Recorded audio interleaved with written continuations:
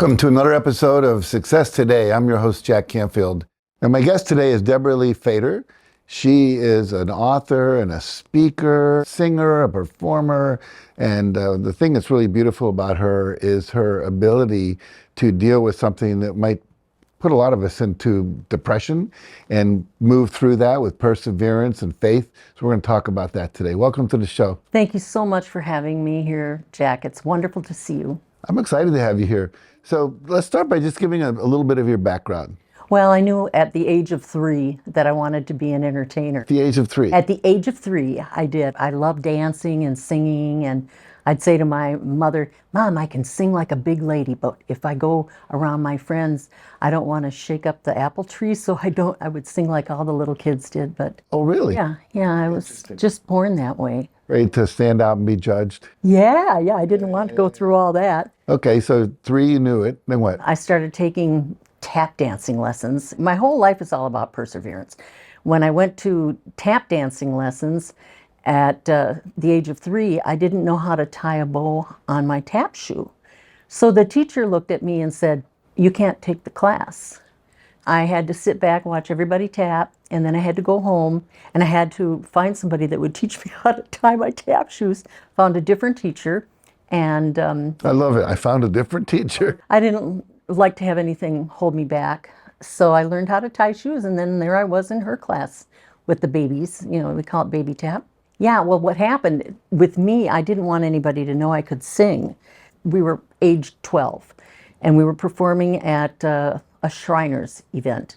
At that point in life, we had reel-to-reel tapes. There were no digital types of things to use. So the tape broke, and we were doing the song Secret Agent Man. So I started singing out all of the counts for the song. I can hear that in my head. Yeah, I'm like, Secret Agent Man, and I'm doing this, and they're all, everybody's staying on count because we had 12 dancers.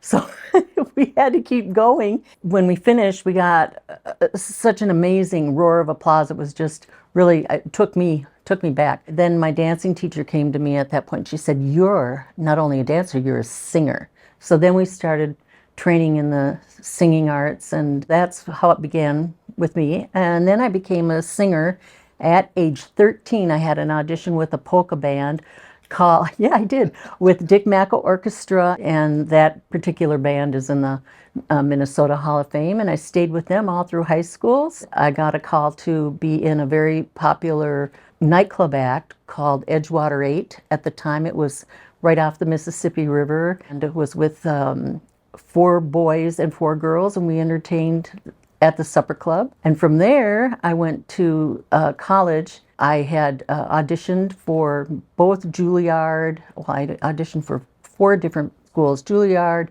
Northwestern, Concordia in Minnesota, and then also USIU, School of Performing and Visual Arts in San Diego. And having grown up in a cold weather climate, I said, I'm going to San Diego. I landed in LA in January once after living in Massachusetts, leaving an ice storm. And I said, something wrong here. I'm moving.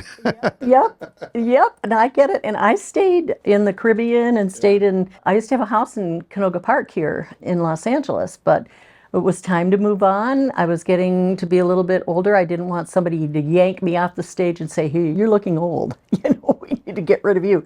So I quit. And then I used my voice and went into broadcasting, and I did that for 20 years. As what, an announcer? As an announcer, news director, announcer, creating the ads, do a lot of copywriting. And then what led you, we're talking about perseverance, walking with faith, what happened? First, I met my husband, and we ran a business together, and I've always been very active. And one day, it was in 2006, I woke up, I went to get out of bed, and I fell to my knees. And then I fell to my hands, and then I fell straight on my face. Yes, and I could not move a muscle. I was completely paralyzed. I had to try to drag myself with my fingernails and pull myself across the floor to get to a phone to say, I can't go into work today. And Brad, my husband, honey, come home and help me. I can't move. So that began years and years of not knowing what was wrong with me, and all sorts of doctors trying to figure it out. I'd had several MRIs, all sorts of blood tests, the spinal puncture, everything, and no one knew. I was gradually becoming more disabled. So I was in and out of wheelchairs, and then I had walking sticks, and then if I would get a cold or have any kind of immunity problem, I would immediately revert back into not being able to walk. And I was a mayor at that time. The broadcasting had brought me so many good things, and I became mayor of our town, Montevideo, Minnesota. And I continued. People were great about it. They just said, you're trying your best. We don't care if you can't walk. We will just get you out there and keep you motivating the town. And that was a great thing. People were so understanding. But finally, in 2013, I went to Mayo Clinic in Rochester, Minnesota, went through 2 weeks of extreme tests, and they found out I had multiple sclerosis. And I have primary progressive, which means you get a little worse every year. In 2017, they had a brand new infusion, and it was twice a year. The name of the drug is Ocrevus, and I get an infusion. It takes 11 hours. This used to be a cancer drug, mind you, but it ended up being better for people with MS, and it's retarded my growth of the disease since I'm curtailed at where I was at in 2017. Wow. Perseverance is the name of the game. And so you keep on doing the best you can. So that for me was the time in my life when I had every obstacle put in my perimeter all around me, and I had to work very, very hard to get over the anger and the confusion, other people not seeing you for a while, and then they see you and they go, what happened to you? And then you're right back to where you were. It's always a struggle, and it's always, we're all on journeys. And so we have to go forward with these journeys. So, and a big part for me with that is my faith. So you just ended with faith. Yes. Let's talk more about faith.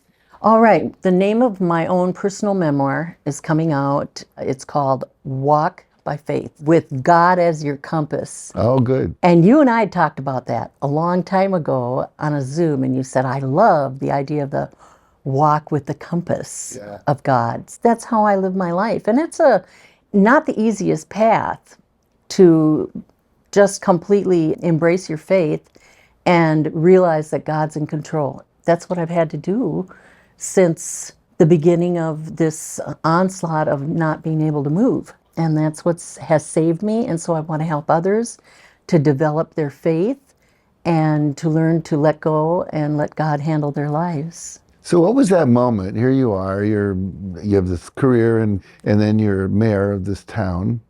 What was that moment where you said, I am now going to put energy and focus on helping other people? Well, I've always been that type of person that wants to help others. Mm-hmm. And I've always enjoyed singing for benefits and always being on stage, of course, but it's the inner part of you, it's synchronized in personal establishment, I guess, of the heart and the soul. Mm-hmm. I want to help other people gather their wits about them and also learn to love their spiritual side, because we are spiritual beings and it's a choice. There are people I feel that maybe do not believe in anything. I couldn't be able to live my life that way. So I try to bring people to the understanding that there is something out there that's greater than themselves. And when you believe in something greater than yourself, it takes all the pressure off of you. It's true. It's true. It's really true. Yeah. That's what I want to do, is just try to make other people's lives a little bit better and learn how to go through all the obstacles that we all have. I really believe that we're all here. We may be following different paths and living our lives differently, but I really believe that we're all here to learn the same lessons on this earth. Yeah, I believe that as well. Yes, I'm sure you do. You're amazing. Well, so are you. We're all amazing. Well, thank you. We're all amazing. Sometimes our amazingness is different. This person makes amazing cupcakes, and that person, I only want that person fixing my car because he's amazing, right? So when you really find your true calling, if you will, your purpose, what your skill set you're born with, the DNA, your preferences, all of that stuff lines up, and then you're living that, then you're happy.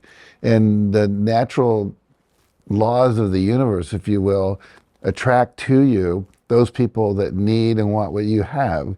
So here you are, you decided that this faith was an important part of your life. You're walking your walk. But then you decide to speak and to write a book. And so what was that transition like that went from now you're in this world, I like to call it human potential, whatever you might want to call it? I think that we all want to leave a legacy of some sort. And for me, it was just, I wanted my grandchildren and my family and my husband's family to know me better should I pass away.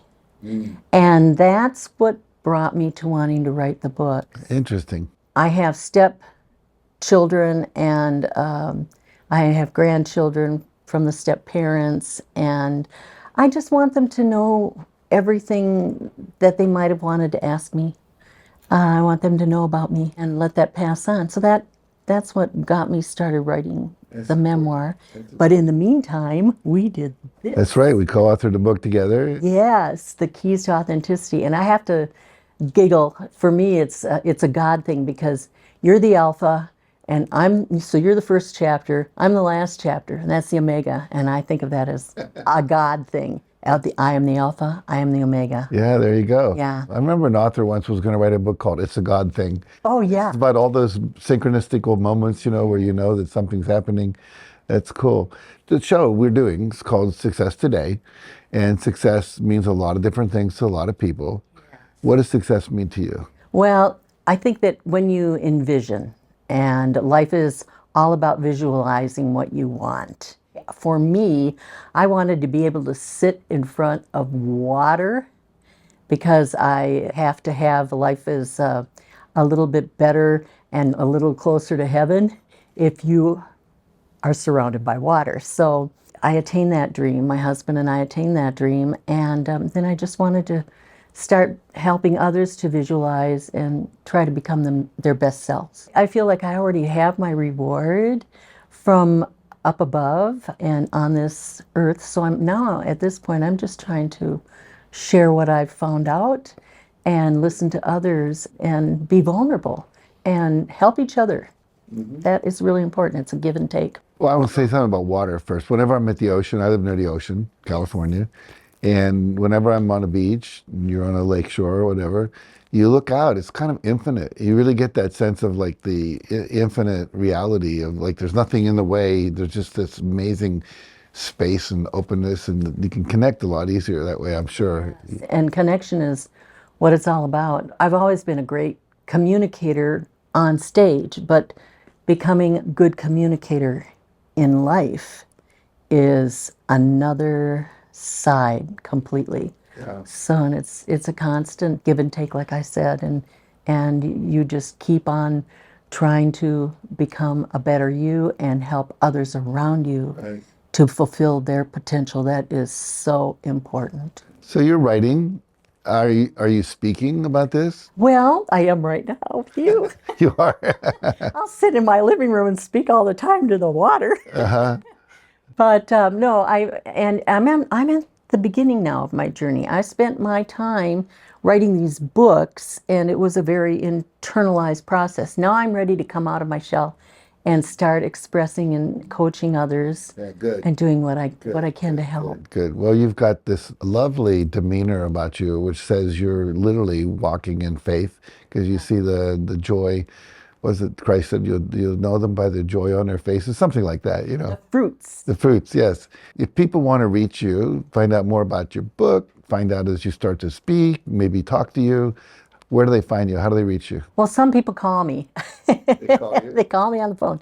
Others can find me. I have two different nonprofits that I have founded. One is diversity-usa.org. It's a 501c3 charity. And I have another one, Queen of Kindness, which is, yes, it's kind of my handle. My best friend gave me that name. She said, you're just like the Queen of Kindness with everybody. And so I thought, well, you know what? I'm just going to roll with that for a while. Well, you know, the Dalai Lama was once quoted, he says, "My religion is kindness." It is. Isn't that true? Isn't it true? And when you think of all the different religious leaders we've had through the years, and of course I affiliate with Jesus Christ, it's all about love. Love, hope, charity, and kindness is the byproduct of all those things. Well, I'm so thrilled that you were here today and shared your message and your beingness with us and your your faith and your perseverance. You're a radiant being and obviously attest to the fact that what you're doing works. Thank you so much. God bless you, Jack. You're amazing. Bless you. Thank you very much.